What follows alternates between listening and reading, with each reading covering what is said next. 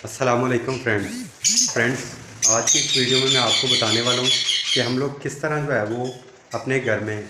कम जो है वो जगह घेर के और बहुत ज़्यादा पेड़ जो है वो लगा सकते हैं। यानी कि हम कॉलोनी जो है अपने घर में अगर चाहें तो वो किस तरह जो है वो अपने घर में इस अंदाज में लगा सकते हैं कि इससे हमारे पास जो है वो बर्ड्स की ब्रीडिंग में जो है वो किसी किस्म की प्रॉब्लम ना आए। और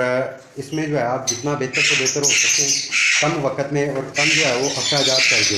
आप ज़्यादा से ज़्यादा जो है वो फ़ायदा हासिल कर सकें। तो फ्रेंड्स, ये वीडियो मेरी इसी टॉपिक के मुतालिक होगी और इंशाल्लाह आपको इस वीडियो को देखने के बाद कॉलोनी लगाने का तरीका और कॉलोनी से थोड़े खर्चे और थोड़े वक्त में जो है वो ज़्यादा से ज़्यादा फ़ायदा लेने का जो तरीका है वो इंशाल्लाह बआसानी समझ आ जाएगा। तो फ्रेंड्स, जैसा कि आप लोग जो है वो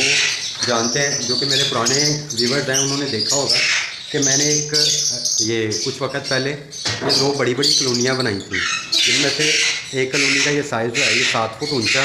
7 फुट लंबा और तकरीबन 3.5 फुट चौड़ा है। और दूसरी ये जो है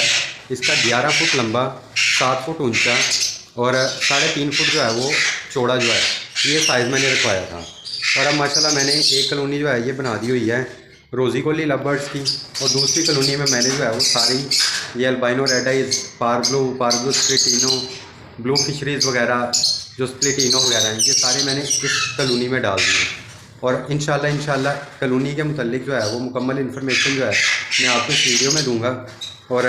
चलें ये देखें फ्रेंड्स, जब कॉलोनी आपने लगानी है तो आपने एक चीज़ को लाजमी जहन में रखना है कि आपने कॉलोनी अगर ब्रीडिंग पर्पज़ के लिए लगा रहे हैं कि आप यहाँ से बर्ड्स की ब्रीड हासिल करें और अंदर ही बॉक्सेस वगैरह लगा के तो इनसे जो है वो बच्चे वगैरह हासिल कर सकें, तो फ्रेंड्स आपने ये करना है कि कॉलोनी में हमेशा पट्ठे छोड़ने हैं। आपने इनको जो है वो बड़े पेड़ जो है वो कॉलोनी में नहीं छोड़ने, क्योंकि बड़े पेड़ जो होते हैं वो कॉलोनी में अक्सर जो है ना वो लड़ते झगड़ते रहते हैं, जिस वजह से काफ़ी नुकसान होने का ख़तरा होता है और आपके पास जो है वो बर्ड्स के मरने के चांसेस जो है वो काफ़ी बढ़ जाते हैं। इसलिए आपने इस चीज़ को फोकस में रखना है कि आपने पट्ठे लेके ही जो है वो कॉलोनी में छोड़ने और उन पट्ठों को जो है आपने कॉलोनी के अंदर ही तैयार करना है और उन्हें फिर वहीं पे बॉक्सेस वगैरह लगा के ना आपने उनसे जो है वो ब्रीड लेने की कोशिश करनी है। सबसे पहली बात तो ये। दूसरी बात ये कि आपने कॉलोनी जब भी लगानी है ना, चाहे वो पट्ठे ही लगाएं, तो आपने उसमें ये चीज़ फोकस करनी है कि आपने दाने और पानी के बर्तन एक से ज़्यादा रखने हैं। जैसा कि ये देखिए मैंने एक बर्तन ये दाने का रखा हुआ है और इसके साथ पानी का एक बर्तन रखा है, और इसी तरह एक बर्तन वो पीछे रखा हुआ है दाने का और साथ में पानी का बर्तन रखा है। और फ्रेंड्स ये देखिए मैंने सॉफ्ट फूड के भी 2 बर्तन हैंग किए हुए हैं जिनमें मैंने सॉफ्ट फूड अलग अलग डाली हुई है। इससे ये होता है कि कुछ बर्ड्स जो है वो आपस में जो है वो लड़ते रहते हैं, या कोई एक बर्ड जो थोड़ा सा वीक होता है वो दूसरे बर्ड्स की तरफ जो है वो जाने से डरता रहता है, तो इससे जो है वो और ज़्यादा जो है कमज़ोर होना शुरू हो जाता है और खाना पीना,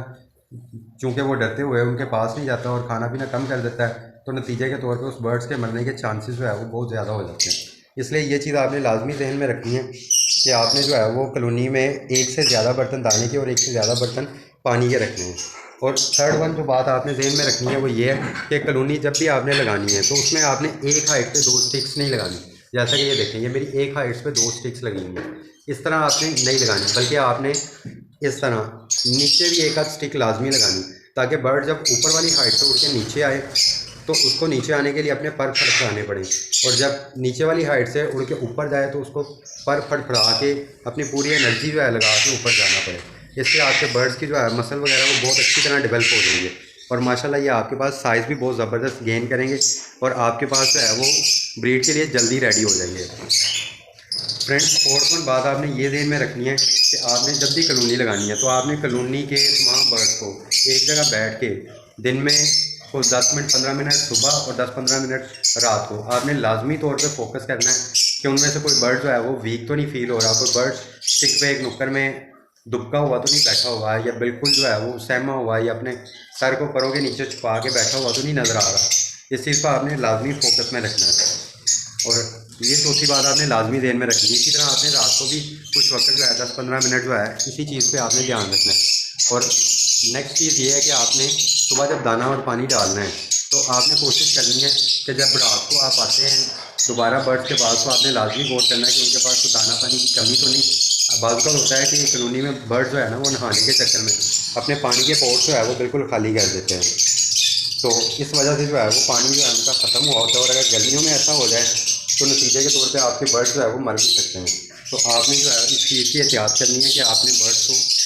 रात को जब उनके पास आएँ तो आते ही सबसे पहले दाना और पानी चेक करना है कि उनके पास दाना पानी पूरा है। अगर किसी चीज़ की ज़रूरत है तो आपने फौरी तौर पे वो चीज़ उन्हें प्रोवाइड करनी है। नेक्स्ट चीज़ फ्रेंड्स जो आपने इस चीज़ में गौर करनी है वो ये कि जब ब्रीडिंग सीज़न करीब आने वाला हो, तकरीबन 1 माह रह गया हो ब्रीडिंग सीज़न में, तो आपने अपनी कॉलोनी केज में एक बॉक्स लगाना है सिर्फ। चाहे आपने उसके अंदर 50 बर्ड भी छोड़े हुए हैं तो आपने बॉक्स सिर्फ एक ही लगाना है। एक बॉक्स लगाने की क्या टेक्निक है और इसका क्या फ़ायदा है, वो ये है कि जब आप एक बॉक्स लगाएंगे तो उन सारे बर्ड्स में से जो सबसे ज़्यादा डोमिनेंट किस्म का पेयर होगा वो आपका जो है वो उस बॉक्स में घुस जाएगा सबसे पहले जाके। जैसे ही शाम पड़ना शुरू होगी तो वो उस बॉक्स में मेल फीमेल दोनों जाके घुस जाएंगे और उस बॉक्स पे जो है ना अपना कब्जा कर लेंगे। जैसे ही आप फील करें कि एक पेयर उस बॉक्स के अंदर मौजूद है, आपने उस बॉक्स के मुंह के आगे हाथ रख के तो उस पेयर को पकड़ के किसी अलग केज में जो है वो शिफ्ट कर देना है।